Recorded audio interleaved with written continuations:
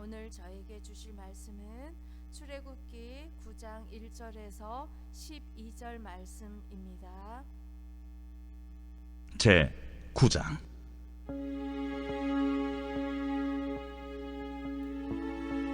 여호와께서 모세에게 이르시되 바로에게 들어가서 그에게 이르라.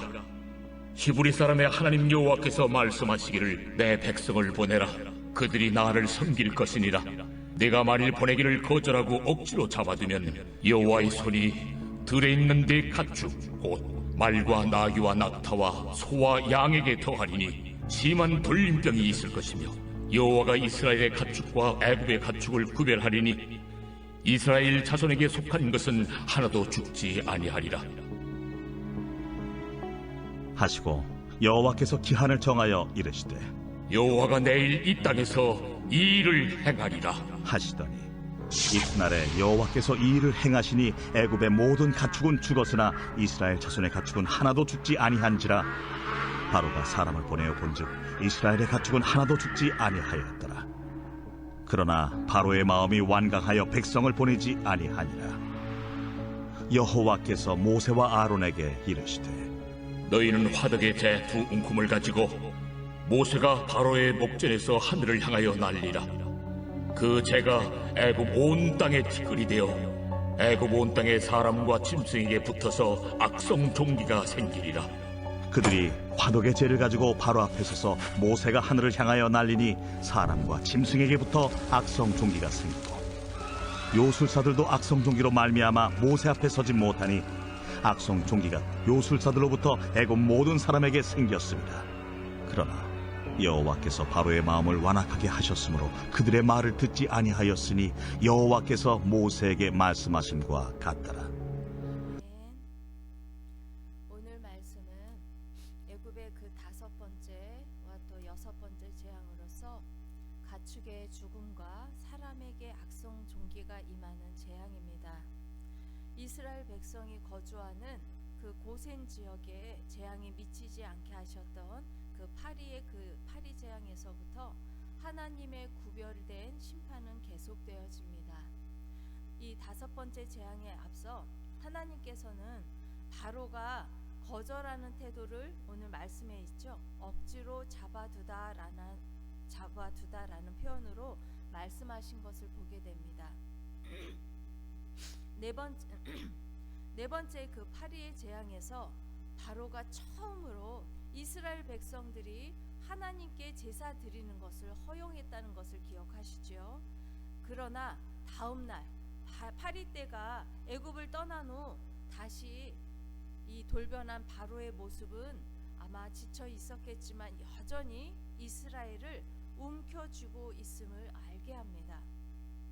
바로의 이 움켜쥐음은 이 애굽의 가축에게 심한 돌림병으로서 이제 드러나게 됩니다. 가축이라고 이렇게 오늘 총칭되어 있지만 이 재앙은 특별히 소를 신격화하고 숭배하는 애굽의 종교적 관습을 겨냥했을 가능성도 배제할 수 없습니다.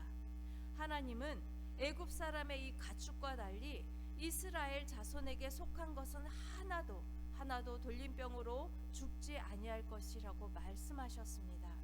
또한 이 5번째 재앙을 행하시는 날을 내일로 이렇게 정하시며 다시 한번 이 애굽에 미치는 이 재앙이 자연적 재앙이 아님을 하나님이 하시는 것임을 하나님의 주권적 심판임을 알게 하신 것입니다. 이전에 그 파리 재앙에서의 그 구별 기준이 이스라엘에 거주하는 그 땅, 고센 땅이었다면 이 5번째 재앙 이야기에서의 구별 기준은 무엇입니까? 네, 기억하고 계십니까? 금방 이제 말씀을 보았죠? 이 4절에 있습니다. 우리 4절을 다시 한번 읽어보겠습니다. 다 같이 읽습니다. 4절 시작. 여호와가 이스라엘 가축과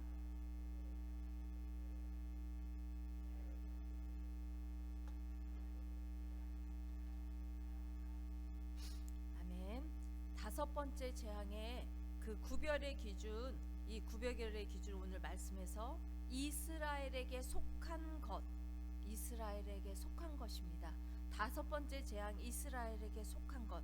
이스라엘에게 속한 가축과 애굽에 속한 가축을 구별하여서 이스라엘 자손에게 속한 모든 가축은 하나도, 한 마리도, 털끝 하나도 죽지 않은 건 죽지 않게 하시겠다는 하나님의 이 단호한 의지가 이 말씀으로 선포되고 있습니다.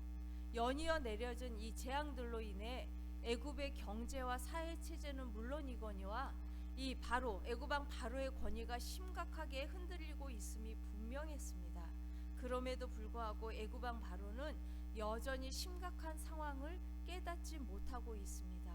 또한 그의 눈으로 직접 이 구별되어진 이 가축 재앙의 이 상황을 보았죠. 이스라엘 자손의 가축이 하나도 죽지 않았음을 직접 보았음에도 불구하고 바로는 이스라엘 백성을 여전히 자기의 소유로 움켜쥐고 있었습니다.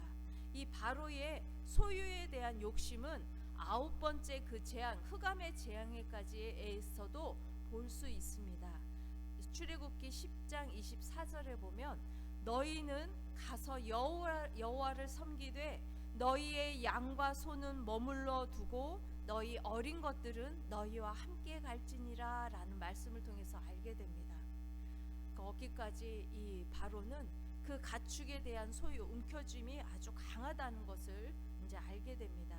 이렇게 바로가 끝까지 자기에게 속한 이 소유권을 놓고 싶지 않았던 모습에서 정말 그 소유에 대한 욕심이 인간에게 얼마나 큰 기본적인 욕심인 것도 우리가 또한 알게 됩니다. 가축이 모두 죽는다는 것은 애굽 사람의 이 재산이 하루아침에 사라짐을 의미하기도 합니다. 하나님께서는 부유함을 자랑하던 그 당시 최대 강국이었죠. 부유함을 자랑하던 이 애굽을 치신 것이고 그 부유함의 원인이 자신이 그 소유에 있음을 자랑하던 이 애굽 왕 바로를 치신 것입니다. 바로와 그의 백성들의 세계관은 여전히 하나님의 존재를 깨닫지 못한 것이 분명합니다. 사람들에게 재물을 주시기도 하시는 분이 하나님이시고 또한 뺏기도 하시는 분이 하나님이십니다. 세상 만물의 진정한 주인이 바로 하나님이심을 이 바로와 애굽 모든 백성들은 깨닫지 못했습니다. 또한 하나님께서 이스라엘 백성의 이 가축들을 전염병에서 보호하신 이유를 그들의 재산을 보호하실 뿐만 아니라 그들이 하나님께 제사 드릴 재물을 보존하시기 위한 것임도 우리는 알아야 합니다. 이스라엘 백성들의 이 가축은 그들의 죄를 대신하는 대속 제물이었습니다. 그래서 어떡합니까? 출애굽해서 이 이스라엘 백성들은 하나님께서 정해 주신 그 제사법들이 많이 있죠. 그 제사를 이제 지내기 시작한 것입니다. 그러므로 이 사건은, 이 가축의 이 심한 돌림병 사건은 하나님이 이스라엘 백성의 그 생명을 속하실 사건에 대한 준비하심이기도 한 것입니다. 다음의 여섯 번째 재앙은 이제까지의 그 어떤 재앙보다 더욱 직접적으로 사람들에게 고통을 안겨주는 재앙입니다. 온몸에 생겨난 이 독종은 사람들에게 이 관심을 끌기에 충분한 힘을 갖고 있습니다. 그것은 인간의 고통과 죽음을 분명하게 상기시키는 것으로 충분한 이 사건이었기 때문입니다. 이 재앙은 하나님께서 모세에게 즉시 행해라고 명하심으로써 시작된다는 점에서 이 세 번째 이의 재앙과 또 행해지는 방식이 비슷합니다. 모세와 아론은 화덕에 있던 두 움큼 정도의 재를 취하여 하늘로 뿌리라는 명령을 받습니다. 하나님의 명령대로 그대로 행하자 그것들이 이 티끌처럼 애굽 온 땅에 그 사람과 또 짐승의 몸에 붙어서 악성종기가 생겨났습니다.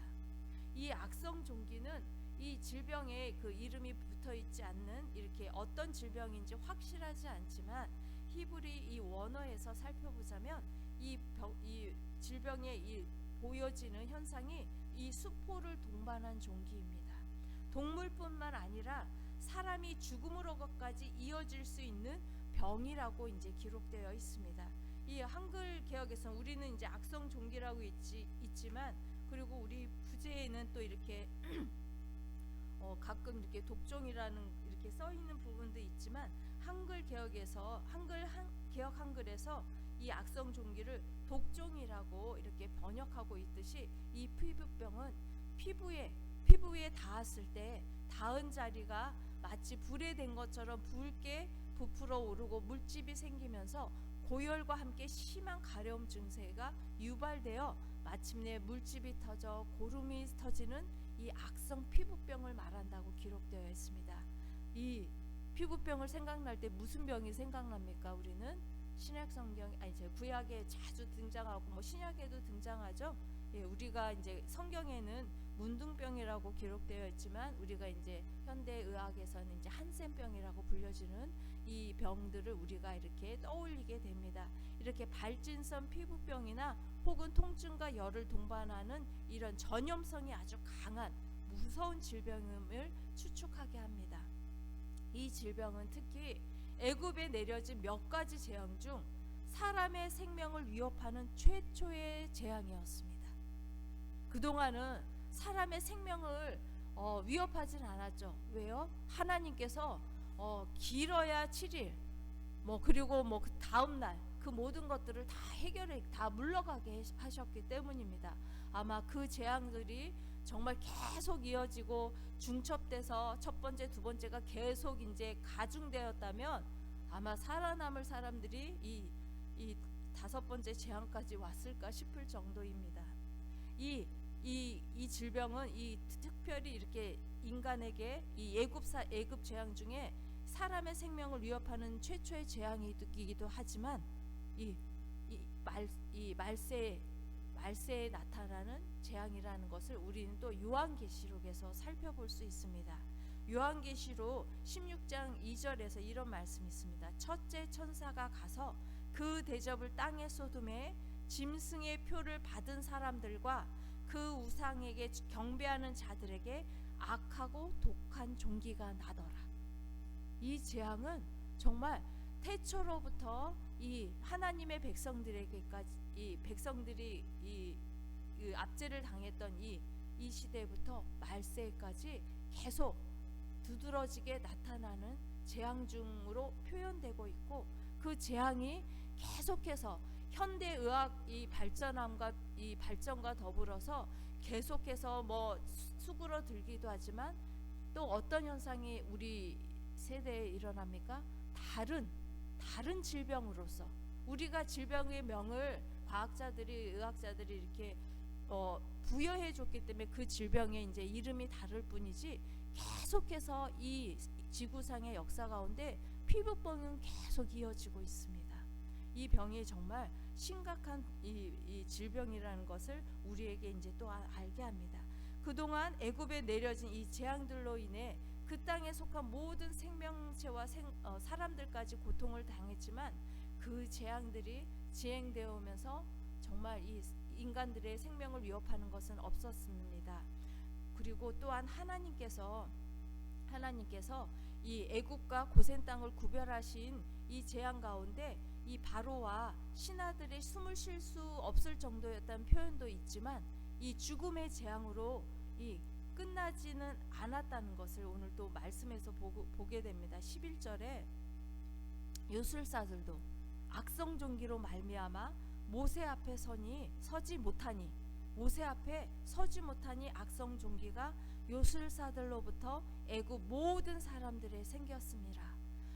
이제 그동안 바로가 부리던 그 모든 신하들이 그 바로 옆에서 항상 있었고, 이 재앙이 거듭되면서 이제 이것은 하나님의 능력의 손입니다라고까지 이것을 분명히 하나님이 하시는 일이라는 것을 말해줬지만, 이제 이 악성 종기로 말미암아 요술사들도 이 모세 앞에 서지 못할 정도로 아주 심각하게 이 사람들에게 이 생명을 이렇게 쥐고 있는 것을 알게 됩니다. 이 악성 종기에서 요술사들이 모세 앞에 서지 못했다는 것은 이 몸 상태가 심각한 상태일 뿐만 아니라 하나님을 대표하는 이 모세 앞에 서지 못한 것을 의미합니다.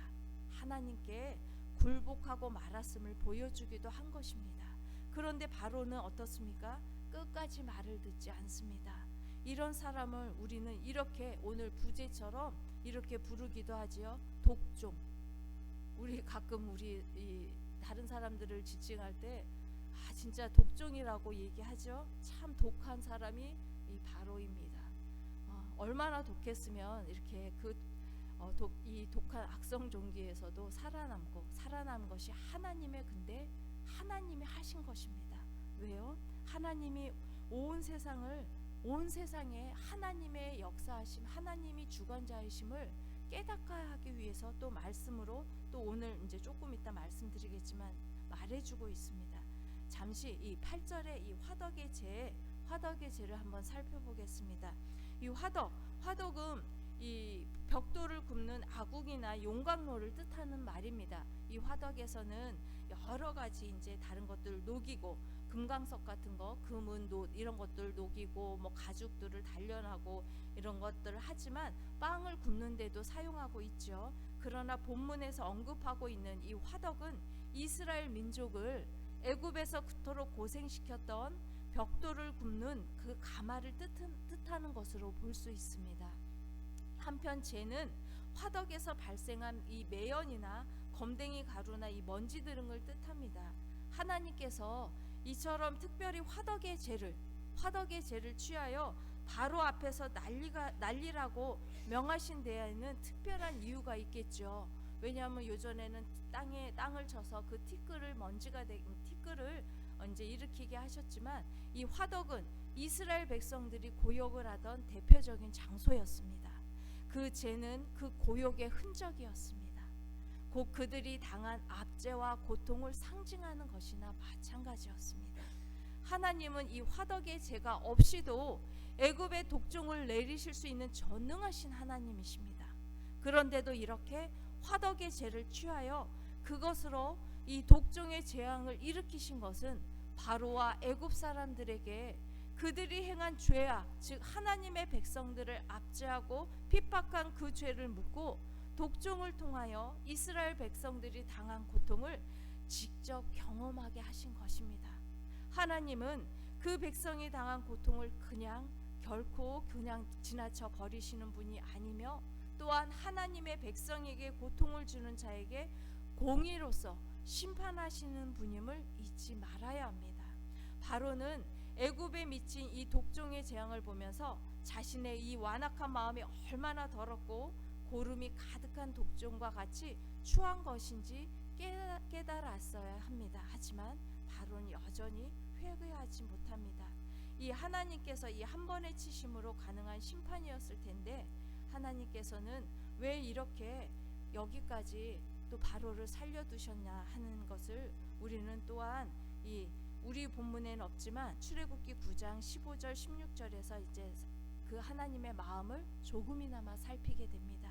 15절 16절에 있는 말씀 제가 읽겠습니다. 내가 손을 펴서 돌림병으로 너와 네 백성을 쳤더라면 네가 세상에서 끊어졌을 것이나 내가 너를 세웠음은 나의 능력을 네게 보이고 내 이름이 온 천하에 전파되게 하려 하였음이니라. 하나님의 온 세상을 하나님이 주관하시고 온 세상의 그 모든 생명체를 하나님께서 다스리시고 또한 구원하실 그 하나님의 그 모든 구원의 계획 안에 그 모든 이들이 이 하나님이 주관자이심을 깨닫게 하기 위해서입니다. 이 여섯 번째 이 악성 종기의 심판은 바로의 그 뿌리 깊은 죄성을 드러내신 것과 그 죄로 죽을 수밖에 없는 존재인 바로를 보게 하심으로써 이것이 바로에게만 해당되는 것이 아닌 온 천하에 존재하는 모든 인간들, 나아가 우리의 모습임을 깨닫게 하십니다. 우리는 하나님 앞에 교만할 수 없습니다. 또한 하나님이 심히 기뻐하신 모든 피조물 앞에서도 우리는 교만할 수 없습니다. 내가 가진 모든 것이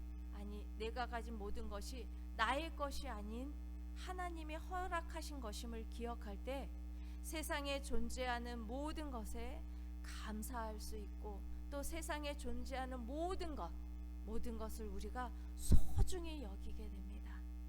매일의 감사, 매일의 그 일상의 소중함이 하나님께서 우리에게 주신 복이라는 것을 기억하시길 원합니다. 그 감사함으로 오늘의 삶을 열어가는 여러분이 되시길 원합니다. 이 땅에서 하늘에 속한 자로 살아가는 복을 누리는 우리 모두가 되기를 간절히 소망합니다. 기도하겠습니다. 사랑의 아버지 하나님, 감사합니다. 오늘도 말씀 앞에 있게 하심을 감사합니다. 오늘도 하나님 주신 그 찬양의 가사처럼 오늘도 함께하여 주심을 감사합니다.